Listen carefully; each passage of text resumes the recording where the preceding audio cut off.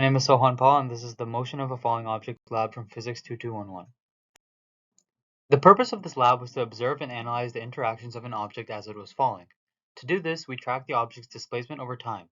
More specifically, we plotted the position versus time graphs for the observed motion of a paper ball falling to the ground, and simulated falling due to only gravity as well as gravity and drag force, and compared these position graphs.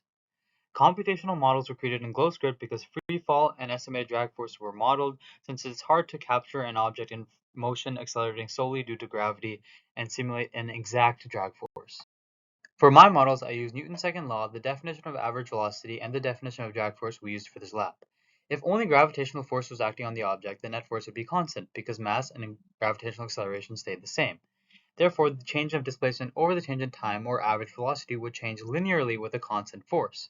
However, if we factor in drag force, we see that the net force changes over time because it is dependent on the magnitude of velocity squared, or speed squared.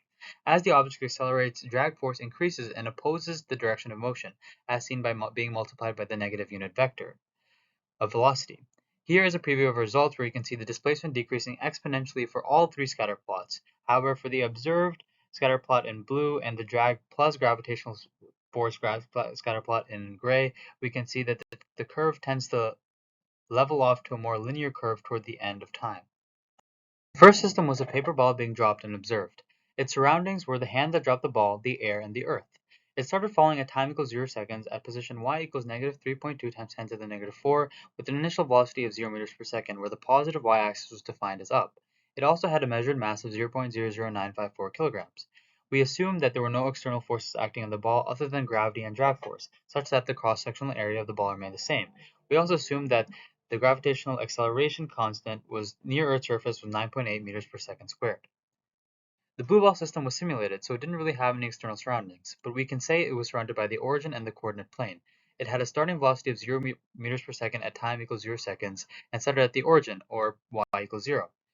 The positive y-axis was defined as up, and we also initialized its mass to the same as the paper ball. There were no real assumptions as the net force was programmed into GlowScript. Here are some snippets of code I used. In the top left snippet, you can see the net force remained constant, just equaling gravitational force, which is mass times the gravitational constant of 9.8 meters per second squared, and pointing down, which is why it's negative.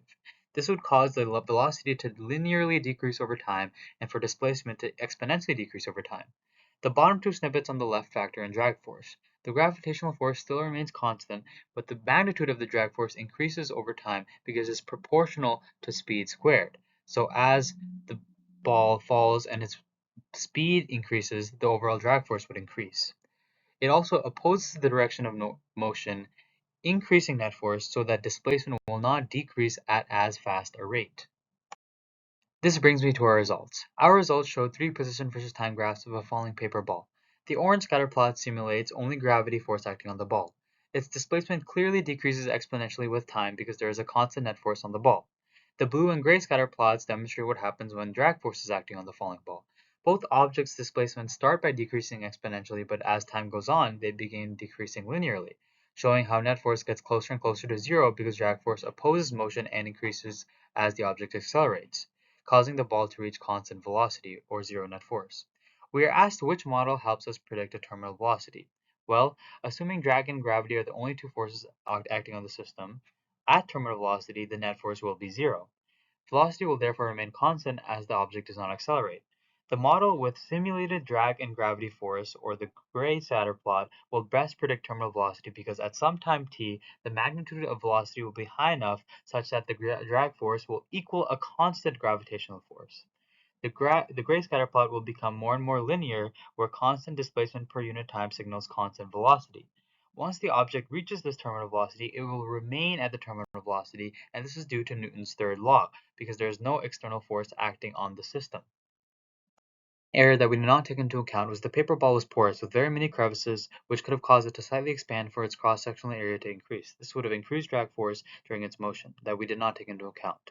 We are then asked what if the object was initially thrown downward, and how would that affect terminal velocity? Well, the terminal velocity would remain the same from when it was dropped at rest. Even if the magnitude of the initial velocity was larger, this would mean that the drag force would be larger than gravity, which might have caused a net upward force, causing velocity to increase or become less negative. Overall, the speed of the ball would either increase or decrease until net force was zero, or until drag force and gravitational force equal to one another, and this is because the speed of the terminal velocity is derived by constants. In conclusion, an object in free fall near Earth's surface with only gravitational force acting on it will accelerate at about 9.8 meters per second squared toward the Earth. Drag force is proportional to the square of magnitude of velocity, so as the object accelerates, its drag force increases. This causes the magnitude of net force to decrease until it reaches zero, at which point the velocity is constant.